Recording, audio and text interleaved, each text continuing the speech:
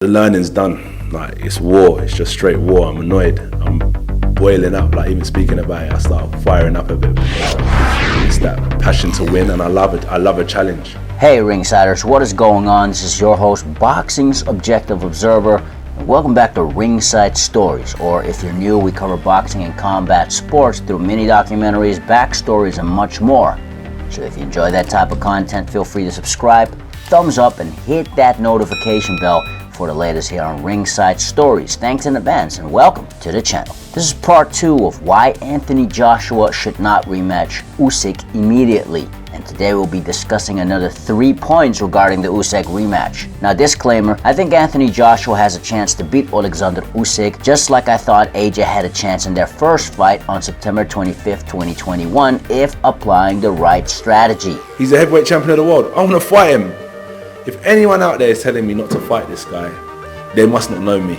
They must not know me, and they must not respect where I've come from. I understand AJ's point of view, and he deserves credit for wanting to get back in there with a guy who just outclassed him on his home turf in front of over 60,000 people in the whole world to see. So here are 3 points keeping in mind going into the Usyk rematch. Number 1, Anthony Joshua's legacy. So what exactly is at stake for Anthony Joshua in the immediate Usyk rematch? In order to answer that question, we require some proper context. We released a mini documentary on Anthony Joshua in which we highlighted AJ's achievements thus far, and I stated, "I believe we will look back at this time in history as one of boxing's golden eras in the heavyweight division.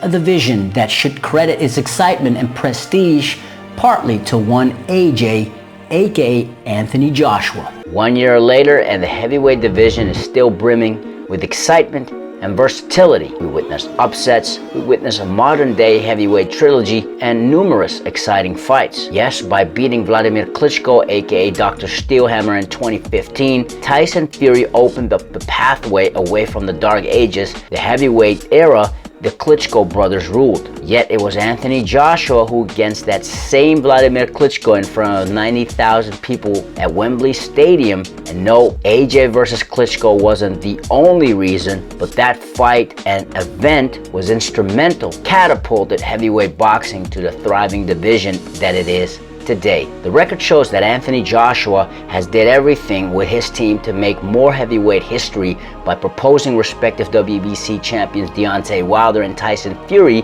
the fight for the undisputed heavyweight world title for record-breaking purses, which both Team Fury and Team Wilder for some reason did not agree to. In short, as of right now, Anthony Joshua's legacy includes a strong resume with a record against legit top 10 competition, having held 3 of the 4 major world heavyweight titles, and still an improving fighter even after his second professional loss. Be that as it may, another loss against Alexander Usyk in the immediate rematch will not only set back AJ's pursuit of becoming the first undisputed heavyweight world champion since 1999, it will most probably change the perception of many boxing fans. And unfortunately, boxing legacy is about how people perceive you. That is what it means to lose the Usyk rematch.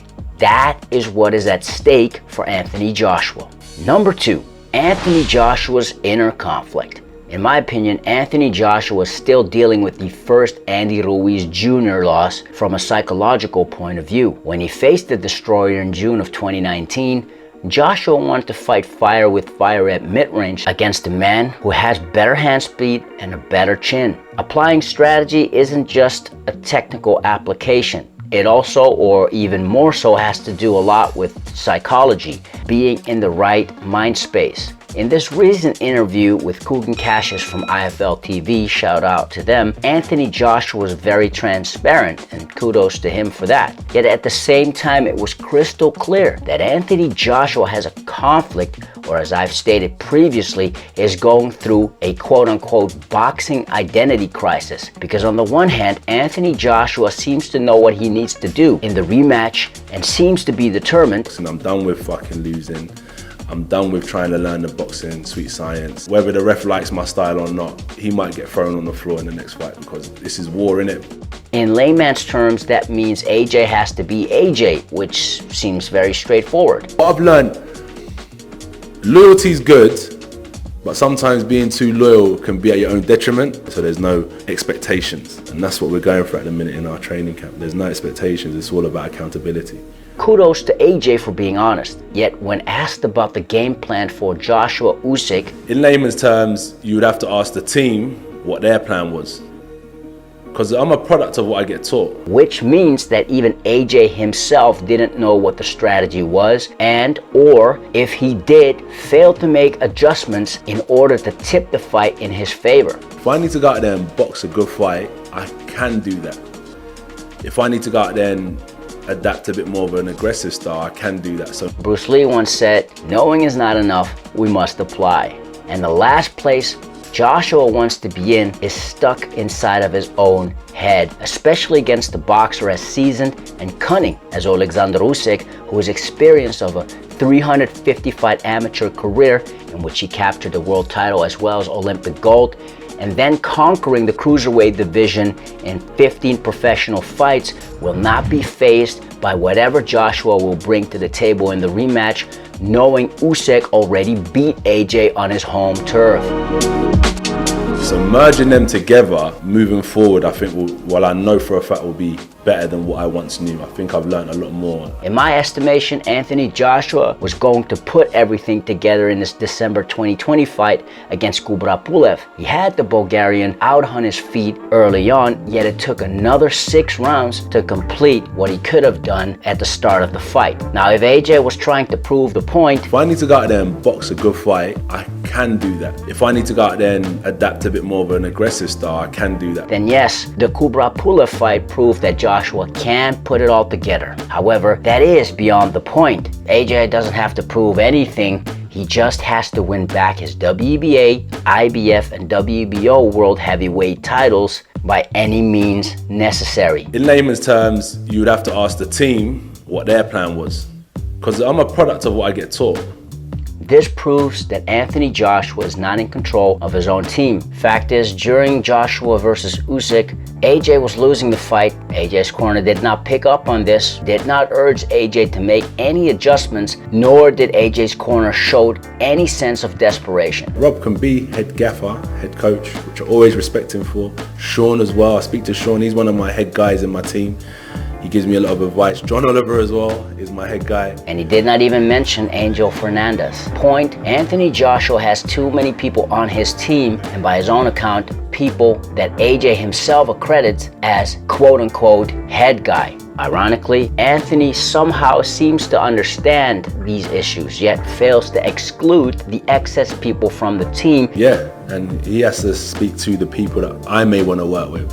And if they don't want to work together, but I see it's going to benefit me, then we have to address who has to go and who has to stay. Even though just a few seconds earlier, AJ said, My life, my health is on the line. No love lost. Let's just do, I've got to do what's right for me and you've got to do what's right for you. And we have a great conversation and we respect each other for our decisions. So, well, if Anthony wants to do what is good for him, he has to be really honest with himself and then make a resolution that leads to victory against Alexander Usyk. So this IFL TV interview showcased many of the issues in which AJ himself addresses but fails to act on them properly. All of these are major red flags. AJ's words speak of his inner conflict, and at this moment, no one in AJ's team is providing him with the right steps. In my opinion, what AJ needs right now more than ever before is one head trainer who has the experience and the skill set to utilize Anthony Joshua's natural abilities, who knows how to successfully merge these with AJ's newfound boxing skills whilst keeping things simple in terms of the game plan, all to provide Joshua with much needed confidence in the limited time against a fighter as elusive and skillful as Usyk. That's why I personally believe Joey Gamache is the best option, knowing that Gamache successfully prepared Teofimo Lopez for his win over Usyk's countryman Vasyl Lomachenko. So if Anthony Joshua does pursue the immediate Usyk rematch, taking away his inner conflict has much to do with addressing his issues and providing clarity and and banking on his existing skills married with AJ's natural attributes. Because we've seen Anthony Joshua not able to make necessary adjustments in fight, specifically after suffering his first professional loss, that being against Andy Ruiz Jr., which in this case against Alexander Usyk is a completely different challenge altogether. Number 3, Anthony Joshua's alternative. He's 32. You know, if he wants to box till 37, there's plenty of time. He could have 5 fights in 18 months, 2 years, and he's back full of confidence. At the minute, he looks a shell of himself. He looks gun-shy.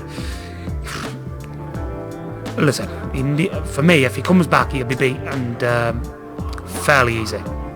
How are you going to tell a fighter not to fight the best? That's the best guy. You're only as good as your last performance. Usyk's God right now. I want to fight him. He's the heavyweight champion of the world. I want to fight him. I'm sure the Usyk loss hit Joshua hard, but if he wants to beat him, why gamble by taking the immediate rematch? Why not seize the opportunity to work on things that you will not be able to when being a champion, with all the mandatory obligations and responsibilities that come with it? Because right now, Anthony Joshua is trying to learn and implement things against a seasoned vet who is 3 years AJ's senior, yes, yet in terms of boxing experience has hundreds of fights on AJ, who already knows what his identity is and showcased the gap in ability and levels in the first fight. Get your wins, build your confidence up, and come back. The wins, the 5 fights, you're going to be selling out wherever you're going to be boxing. I've been chasing all the belts, I've been dealing with mandatories. Of course I want to challenge. It's not about the opponent, it's about the legacy and the belt. Whoever's got the belt, I'd love to compete with them. In order to create boxing legacy, one must think long term. And since Anthony Joshua is about his legacy, chasing the undisputed world championship since 2018, why not take a page out of the book from a guy who at the making of this recording is the last undisputed heavyweight champion the world has seen. And then 29-year-old Lennox Lewis found himself in a similar situation to Anthony Joshua when he suffered his first defeat on September 24, 1994 via a second-round TKO upset at the hands of Oliver McCall, Mike Tyson's longtime sparring partner. Instead of taking the immediate rematch, Lennox took 4 fights in a near 3-year span before he got his revenge over McCall, winning back his WBC World Heavyweight strap. Similarly to AJ, Lennox was not rated by many of the American boxing fans and boxing press during his active career. Yet not only did Lennox Lewis become undisputed by beating Evander Holyfield, and according to some beat him twice, Lewis became undisputed in a heavyweight era home to a variety of talent, dealing with solid top 10 contenders apart from current and past champions. Lennox beat every opponent in front of him. However, what Lennox Lewis did well was to navigate his career properly by thinking long term, developing as a fighter, and seeking the right guidance. Taking on the trainer that devised the strategy for the man to be the first to beat Lewis, legendary trainer Manny Stewart. Under Stewart's tutelage, Lennox Lewis was able to box when he needed to and able to fight when he needed to. Eventually, Lennox Lewis overcame his psychological demons, rematched and stopped Oliver McCall in round 5 during their rematch. Now obviously Alexander Usyk is a better fighter than Oliver McCall. The point, however, even Lennox Lewis understood he needed to take time to properly come back and regain his crown. Also, Lennox Lewis knew when to hang him up. After one of his toughest fights with later world champion Vitaly Klitschko, Lewis effectively retired on top of the game. Because Lewis understood that being remembered as an all-time great heavyweight boxer is based in longevity. So when Anthony Joshua says, how are you going to tell a fighter not to fight the best? That's the best guy. You're only as good as your last performance. Usyk's God right now. I want to fight him. He's the heavyweight champion of the world. I want to fight him. That is AJ's inner warrior speaking, and to his credit, it has been his MO from the jump. Now, I understand Anthony Joshua is a fierce competitor, who in my opinion is still an improving fighter with a champion's mindset even without any world titles at the moment. But just think of what would happen if Joshua loses the Usyk rematch in more conclusive fashion, or even via stoppage, against a man who's the superior technician and proved to be a stylistic mismatch for AJ. Again, Joshua has a chance to win the Usyk rematch, but he's taking a gamble when he could take a different route and face Usyk or whoever has the heavyweight world titles later. because in order to be remembered as an all-time great edge in the history of heavyweight boxing, then Anthony Joshua would be wise to focus on the long term by focusing on becoming a better fighter in the short term. These are just my observations. Let us know yours in the comments below. If you enjoy more content like this and you haven't already, don't forget to subscribe, give a thumbs up, and hit that notification bell. It helps the channel out a lot, i.e. inspire us to make more quality content for y'all. As always, thank you so much for your support and welcome to Ringside Stories. If you've done that already, you're amazing. We already know that you are the true undisputed world champion. Till next time, Ringsiders, this is your host, Boxing's Objective Observer with Ringside Stories. Thanks for watching and have a legendary day.